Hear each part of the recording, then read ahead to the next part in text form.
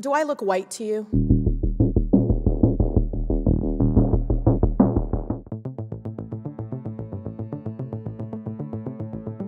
Other countries tried that. It was called communism, and it just didn't work.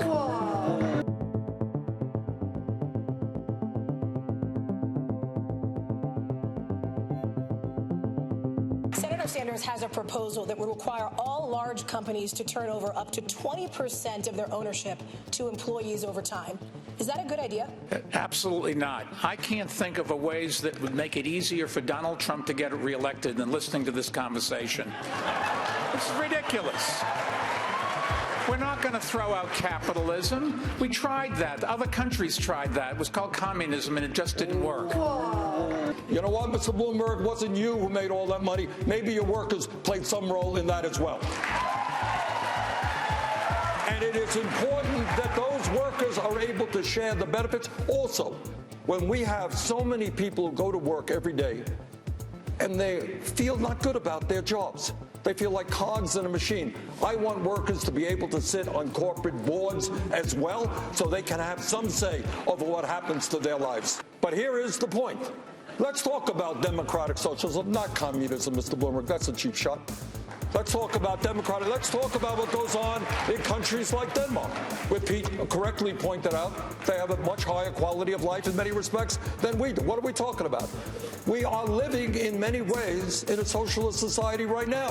Problem is, as Dr. Martin Luther King reminded us, we have socialism for the very rich, rugged individualism for the poor. Wait a second. Let me finish. When Donald Trump gets $800 million in tax breaks and subsidies to build luxury condominiums, that's socialism for the rich. What a wonderful country we have. The best-known socialist in the country happens to be a millionaire with 3 houses. What I miss here? Well, you'll miss that I work in Washington, house one. That's the first problem. Live in Burlington, house 2. That's good. And like thousands of other Vermonters, I do have a summer camp. Forgive me for that. Where is your home? Which tax haven do you have your home? New York City, thank you very much. And I pay all my taxes.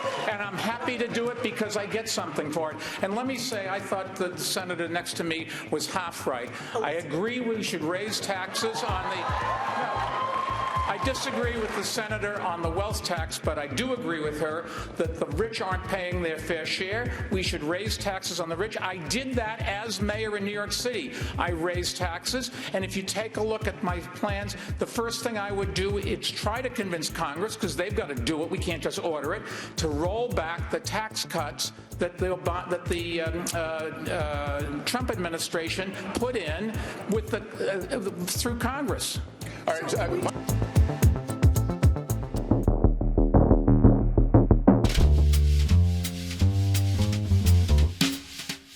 I'd like to talk about who we're running against. A billionaire who calls women fat broads and horse-faced lesbians. And no, I'm not talking about Donald Trump. I'm talking about Mayor Bloomberg.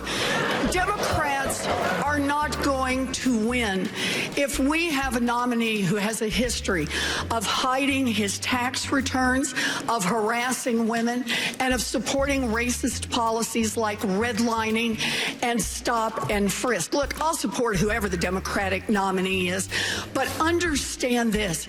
Democrats take a huge risk if we just substitute one arrogant billionaire for another. This country has worked for the rich for a long time and left everyone else in the dirt. The mayor says that he has a great record, that he's done these wonderful things.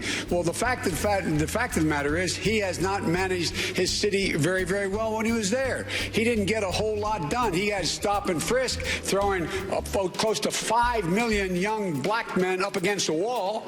And when we came along in our administration, the President Obama, and said we're going to send in a mediator to stop it, he said that's unnecessary. We should also ask how Mayor Bloomberg in 2004 supported George W. Bush for president, put money into Republican candidates for the United States Senate when some of us, Joe and I and others, were fighting for Democrats to control the United States Senate. He has gotten some number of women, dozens, who knows, to sign non-disclosure agreements, both for sexual harassment and for gender discrimination. discrimination in the workplace. So, Mr. Mayor, are you willing to release all of those women from those non-disclosure agreements so we can hear their side of the story? If they wish now to speak out and tell their side of the story about what it is they allege, that's now okay with you? You're releasing them on television tonight? Senator, no. Is that right? Our party has values. We were built around values like making sure we protect working people. But Mayor Bloomberg opposed raising the minimum wage. Our party has a tradition that includes excellent presidents like Barack Obama, who Mayor Bloomberg opposed. At the end of the day, it's not just about how much money you've got. It's what you stand for. The mayor said when we passed it, the signature piece of this administration, it's a disgrace. They're the exact words. It was a disgrace. Look it up. Check it out. A campaign memo from Mayor Bloomberg said this morning that the only way that we get a nominee is if we step aside for him. I think we need something different than Donald Trump. I don't think you look at Donald Trump and say we need someone richer in the White House. Thank you. Mayor Bloomberg, there's a lot for you to respond to there, so here's your opportunity. Do I look white to you? We are all rightfully concerned about communities like mine that are at serious risk of being undercounted in 2020 census. But something I'm particularly concerned about is the lack of representation on the form of people who look like me. Starting in 2015, a research effort spanned years under the previous administration, led by the Office of Management and Budget, by community organizations like Access and the Arab American Institute and many others, which pushed to add the new category to the 2020 survey called Middle Eastern North African, or what we call MENA. In 2015, Director, the category went into the field for testing, and based on the findings, the Census Bureau recommended the inclusion of MENA category in the 2020 census. Despite these findings, however, the Census Bureau announced under the current administration that MENA category would not be included in the census. Dr. Dillingham, do I look white to you? Congresswoman, I think that if you tell me what you identify with, and I think I would respect that. Sure. So, Dr. Director, are you aware that people like me who are Arab, Middle Eastern, North African have to indicate that they're white on the U.S. Census? Congresswoman, we actually have on the, and I understand, that there was a process in deciding, certainly before I got to the census, and there's a history to coming up with the questions and the race and the ethnicity categories, and that OMB... No, they ignored it. Director, but they ignored it. The previous administration decided to put MENA on the form. They ignored it.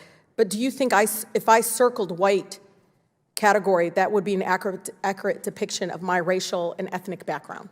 Congresswoman, we do not second guess what you put down okay. there. Well, and we do have a write-in. We do have a write-in. Director, people can you're not giving me an option, because let me tell you, there's a reason why the recommendation happened. Sure. Because would circling white on the census change my lived experience as a person of color in our country, right? Even saying that, you understand there's a difference when you actually have the checkoff box.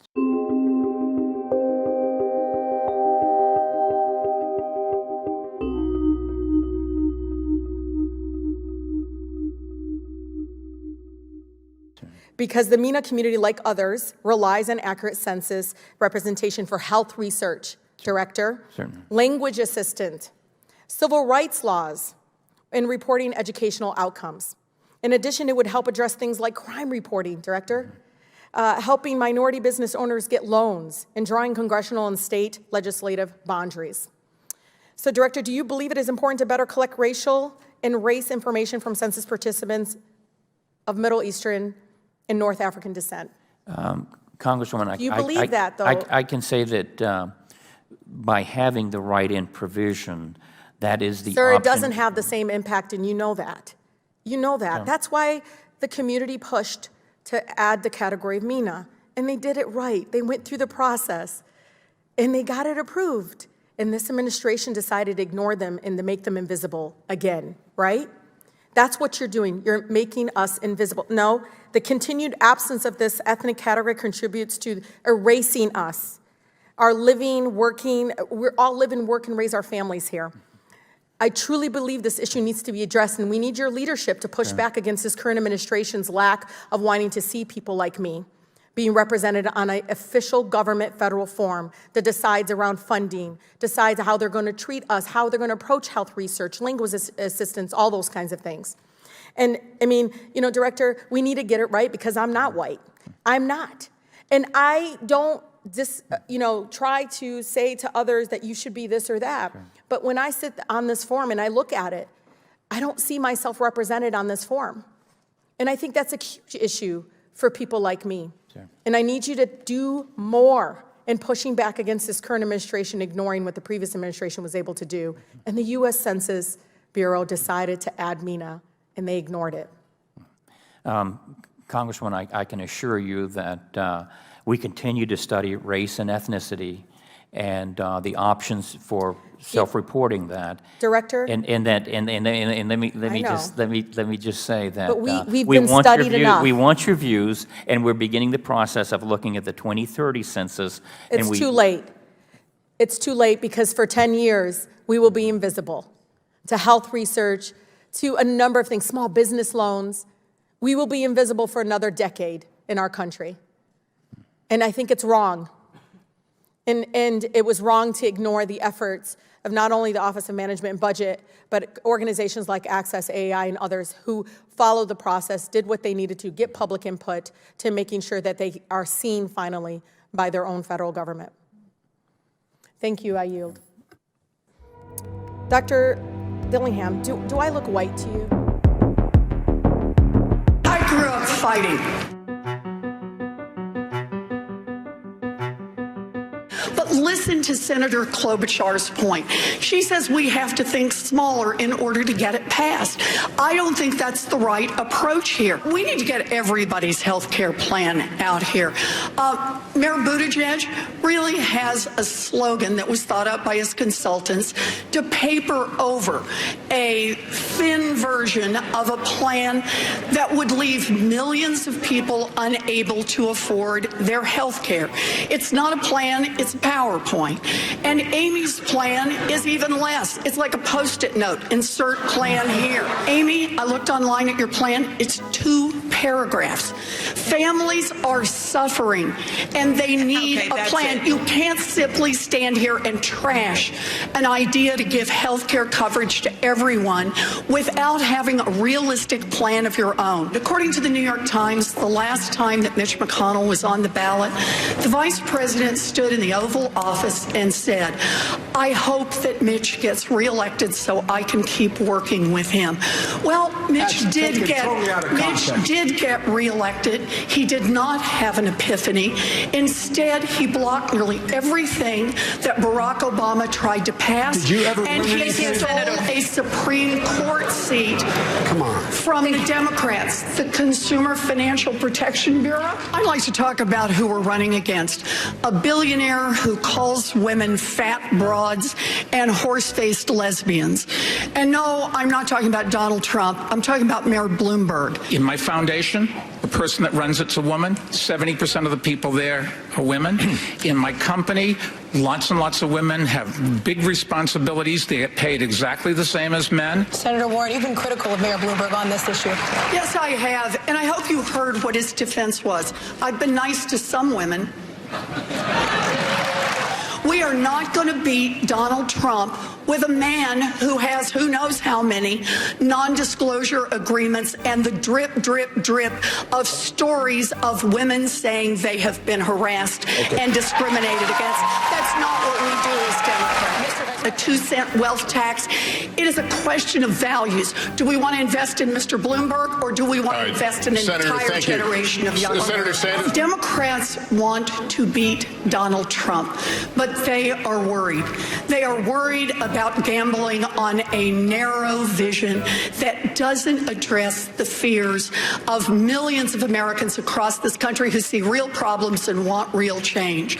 They are worried about gambling on a revolution that that won't bring along a majority of this country. Amy and Joe's hearts are in the right place, but we can't be so eager to be liked by Mitch McConnell that we forget how to fight the Republicans. Mayor Buttigieg has been taking money from big donors and changing his positions. So it makes it unclear what it is he stands for other than his Senator, own. thank you. Senator Klobuchar.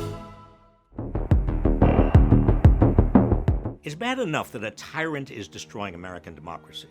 Now an oligarch is trying to buy the presidency. Michael Bloomberg's net worth is over $60 billion. The yearly return on $60 billion is at least $2 billion, which is what Bloomberg says he'll pour into buying the highest office in the land. Now, I'm not saying that great wealth should disqualify anybody from becoming president. America has had some talented and capable presidents who were enormously wealthy. Franklin D. Roosevelt, Teddy Roosevelt, John F. Kennedy, for example. The problem lies at the nexus of wealth and power, where those with great wealth use it to gain great power. This is how oligarchy destroys democracy. Bloomberg spent over $300 million on campaign advertising. That's more than Hillary Clinton spent on advertising during her entire presidential run. It's multiples of what all other Democratic candidates have spent, including billionaire Tom Steyer. Bloomberg has already spent more on Facebook ads than Trump and more than Biden, Warren, Sanders, and Buttigieg combined. And encouraged by the murky outcome from the Iowa caucuses, Bloomberg has doubled his spending on TV commercials in every market where he's currently advertising, and is expanding his campaign's field staff to more than 2,000 people. That's not the only way he's using his billions to co-opt the election. He's been endorsed by House Democrats and Democratic mayors who were the beneficiaries of his fortune during their campaigns.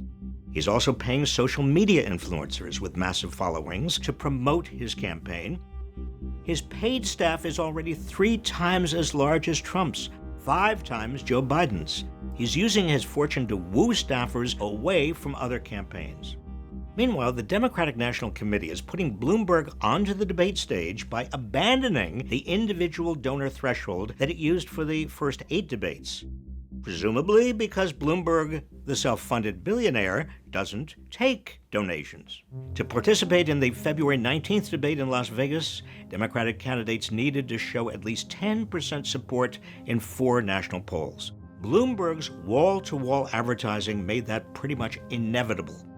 He recently came in 3rd place in a Morning Consult tracking poll, behind just Sanders and Biden. And he's in the top 4 in many Super Tuesday states. Bloomberg has some attractive policy ideas about gun control, the environment, and a more progressive tax.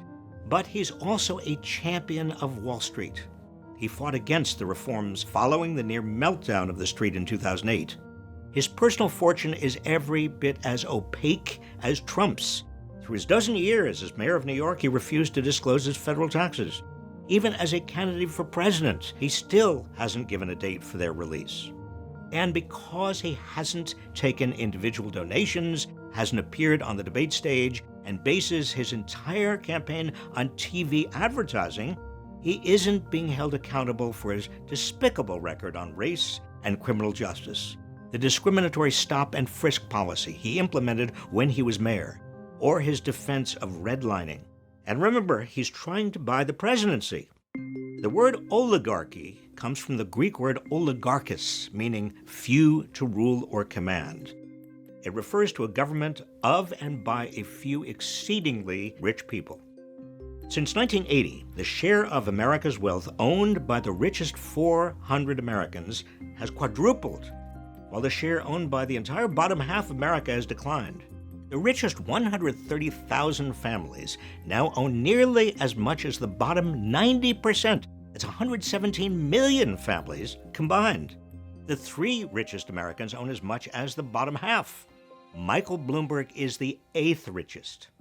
Big money inevitably engulfs politics, which is why a handful of extremely rich people like Bloomberg have more influence today than any comparable group since the robber barons of the early 20th century. Unlike income or wealth, power is a zero-sum game. The more of it at the top, the less of it anywhere else. And as power and wealth have moved to the top, everyone else has become disempowered. Today, the great divide is not between left and right. It's between democracy and oligarchy. Bloomberg is indubitably part of that oligarchy. If the only way we can get rid of a sociopathic tyrant named Trump is with an oligarch named Bloomberg, we will be forced to choose the oligarch. But let's hope it doesn't come down to that. Oligarchy is better than tyranny, but neither is as good as democracy.